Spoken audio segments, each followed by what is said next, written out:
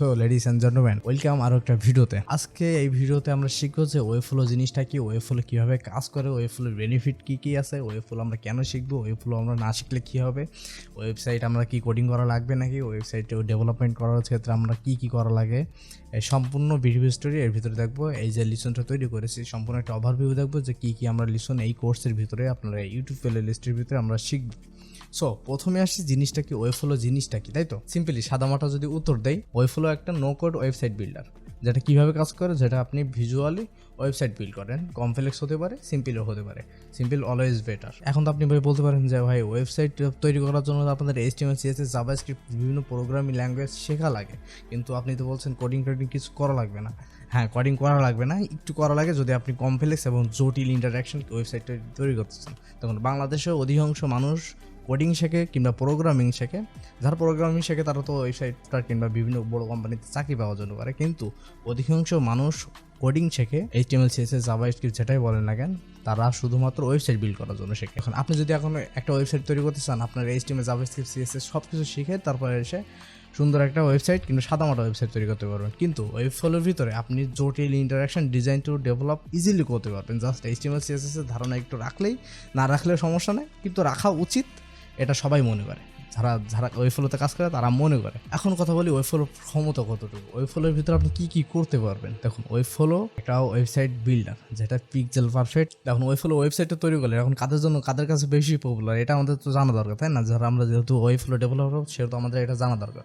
বিভিন্ন কোম্পানি থাকতে পারে, বিভিন্ন ছোটোখাটো কমার্স সাইট থাকতে পারে, বিভিন্ন SaaS কোম্পানি মানে সফটওয়্যার ডেভেলপমেন্ট কোম্পানি থাকতে পারে, তাদের জন্য আপনি কিংবা বিভিন্ন এজেন্সির জন্য ওয়েবসাইট তৈরি করতে পারেন, পার্সোনালের জন্য ওয়েবসাইট তৈরি করতে পারেন, কমার্স ছোটোখাটো একটা তৈরি করতে পারেন। আপনি মানে ছোটোখাটো যেসব ওয়েবসাইট আছে, দারাজ, অ্যামাজন বাদে বিভিন্ন বড় বড় যেসব ওয়েবসাইট আছে, সেই ওয়েবসাইটগুলো বাদে আপনি সব ওয়েবসাইট এর ভিতরে তৈরি করতে পারবেন। মেনে নিলেন? ঠিক আছে, ডান। কি বেনিফিট অফ ওয়েবফ্লো, এটা আমরা দেখি যে বেনিফিটগুলো ওয়েবফ্লোর কী কী। আপনি এখানে সুন্দর করে রেসপন্সিভ করতে পারবেন ইজিলি, কোনো ব্রেক পয়েন্ট, কোনো মিডিয়া কোয়েরি কিছু জানা লাগবে না, জাস্ট ইজিলি করতে পারবেন। এক, ভিজুয়াল ডিজাইন। আপনি জটিল থেকে জটিল যেসব ডিজাইন আছে আপনি ওয়েবফ্লোর ভিতরে ইজিলি করতে পারবেন without any code, without any learning code, without any writing a code. Interaction আর অ্যানিমেশন, এটা করার জন্য তো আমাদের জাভাস্ক্রিপ্টের বস হওয়া লাগে, না হলে আমরা ইন্টারাকশন অ্যানিমেশন কিছুই করতে পারবেন না। কিন্তু আপনি যদি আফটার ইফেক্টসের সাথে পরিচিত হন, কিংবা অ্যাডোবি প্রিমিয়ার প্রোর সাথে পরিচিত হন, আপনার যে কি ফ্রেম করে অ্যানিমেশন ইন্টারাকশন তৈরি করতে পারে, আপনি সুন্দর করে ইজিলি এর ভিতরে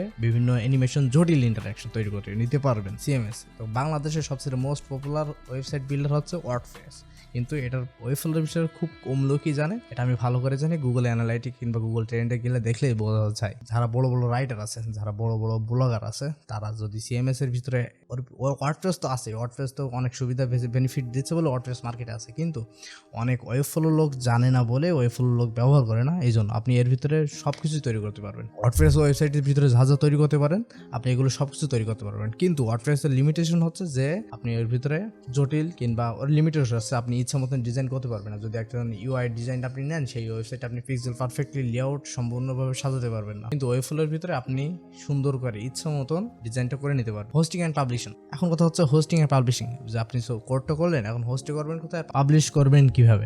এখন হোস্টিংটা আমরা বুঝি, সেটা আমি আগে হোস্টিংটা আমরা বুঝি। আমরা যে ওয়েবসাইটটা তৈরি করেছি, একটা ফাইল আছে, সেই ফাইলটা আমরা যেখানে রাখি সেটারে হোস্টিং বলছি আমরা। আর ডোমেন কি, ডোমেনটা এখন এর ভিতরে আসলে জাস্ট বলে দিই, ডোমেনটা হচ্ছে আপনার একটা ওয়েবসাইটের নাম, .com হতে পারে, org হতে পারে, যে কোনো কিছু হতে পারে, জাস্ট ওয়েবসাইটের নামটা হচ্ছে ডোমেন। আমরা হোস্টিং সেটা করি। এবং ওয়েবফ্লোর ভিতরে CMS ওয়েবফ্লোর ভিতরে যে হোস্টিং সার্ভারটা আছে সেটা হচ্ছে অ্যামাজন। সবচেয়ে ফার্স্ট ওয়েবসাইট কোনটি? অ্যামাজন কমার্সের ভিতরে। এখন ওরা ব্যবহার করে হোস্টিংয়ের জন্য DNS সার্ভার, যেটা ওয়েবফ্লো ব্যবহার করছে DNS সার্ভার, যাতে স্পিডের বিষয়ে কোনো ত্রুটি গাফিলতি কিছু না থাকে। এই জন্য ওয়েবফ্লো হোস্টিং এর জন্য বেস্ট।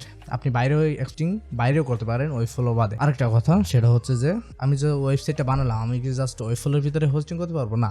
আপনি যদি পেইড সাবস্ক্রিপশন নেন, আপনি সুন্দর করে ওই কোডগুলো এক্সট্রাক্ট করে উইথ অ্যাসেট সুন্দর করে ফাইল, যেভাবে আপনি একজন এক্সপার্ট ডেভেলপার যেভাবে কোডগুলো করে সাজিয়ে দেয়, ওয়েবফ্লোর কাছ থেকে আপনি এক্সট্রাক্ট করে কিংবা এক্সপোর্ট করে সেই কোডগুলো অন্য এক জায়গায় হোস্টিং করতে পারবেন। এতে কোনো মাথা ব্যথা নেই, জাস্ট আপনার পেইড অ্যাকাউন্ট লাগবে। কাস্টম কোড, ওয়েবফ্লোর ভিতরে একটা অপশন আছে, সেটা কাস্টম কোড। জাস্ট আপনি যদি অ্যাডভান্স ইউজার হন, আপনার যাতে ওয়েবফ্লোর ভিতরে যে ফিচারগুলো আছে সেই ফিচারগুলোর সাথে আপনি ওইগুলো আর ভালো লাগছে না, আপনার আরও অ্যাডভান্স কিছু লাগবে, তার জন্য আপনি কাস্টম কোড ব্যবহার করতে পারেন। এখন কাস্টম কোড ব্যবহার করার জন্য তো আপনার আবার কোড জানা লাগবে না। গুগলে বিভিন্ন সোর্স, গিটহাব, চ্যাটজিপিটি এর কাছে গিয়ে বললে যে আমার এই বিষয়ে কোড লাগবে, তুমি আমার এই বিষয়ে কোড দাও, সে সুন্দর করে ইজিলি দিয়ে দেবে। আপনি সিএসএস পরিবর্তন, জাভাস্ক্রিপ্ট পরিবর্তন করে নিলে জাস্ট হয়ে যাবে। এখন হচ্ছে এসইও ক্যাপাসিটি। দেখুন ওয়েবফ্লোর ভিতরে ওই এসইও ক্যাপাসিটি যা আছে, যা অন্য ওয়েবফ্লোতে নেই, জাস্ট আপনার এসইওটা জানা লাগবে এবং ইমপ্লিমেন্ট করা লাগবে। এসইওর জন্য বেস্ট ওয়েবফ্লোর মতন, ওয়ার্ডপ্রেসের মতন ওয়েবফ্লো বেস্ট এসইওর জন্য। আপনি যদি ব্যবহার না করেন সেটা বুঝতে পারবেন না। কিছুদিন পরে আমি ওয়েবসাইটটা আমি একটা ওয়েবসাইট বিল্ড করবো এবং সেটা রান করব এবং বিভিন্ন কিওয়ার্ডে আমি সেটাকে র্যাঙ্ক করবো। তার ভিতরে একটা আছে না, এটা আপাতত না বলি, ভবিষ্যতে বলবো। তার ভিতরে তারপর কি আছে, এখন ওয়েবফ্লো ওয়েবসাইট বিল্ডারটা কাদের জন্য, তাই না? দেখুন আপনি যদি ডিজাইনার হন তাহলে আপনার জন্য ওয়েবফ্লো বেস্ট। যদি বিজনেস, ছোটোখাটো স্মল বিজনেস ওনার হন তাহলে আপনার জন্য বেস্ট। যদি একজন এজেন্সি ওনার হন তাহলে আপনার জন্য ওয়েবফ্লো বেস্ট। আবার যদি ডেভেলপার হন, যে ফ্রন্ট ইন ডেভেলপ করতে চান, এটা তো বেস্ট বেস্ট বেস্ট। আপনি যদি একটা ফ্রন্ট ইন ডেভেলপার হন, যদি আপনি ওয়েবফ্লো শিখে যান, এক্সপোর্ট সুন্দর করে ফ্রন্ট ইনটা ডেভেলপ করে আপনি এক্সপোর্ট করে আপনার ইচ্ছা মতন আপনি ব্যাক এন্ডে কাজ কারবার করে আপনি পাবলিশ করে দিতে পারেন। এখন আমরা হচ্ছে যে এই কোর্সটা যে তৈরি করছি, এই কোর্সটার একটা ওভারভিউ দেখি, ঠিক আছে? যে এই কোর্সের ভিতরে আমরা কি কি শিখবো। এখন আমি এখানে সুন্দর করে কোর্সগুলো ইন্ট্রোডাকশন করেছি, এখন এখানে সবগুলোই আছে যে আমরা কি কি এর কোর্সের ভিতরে আমরা কথা বলবো।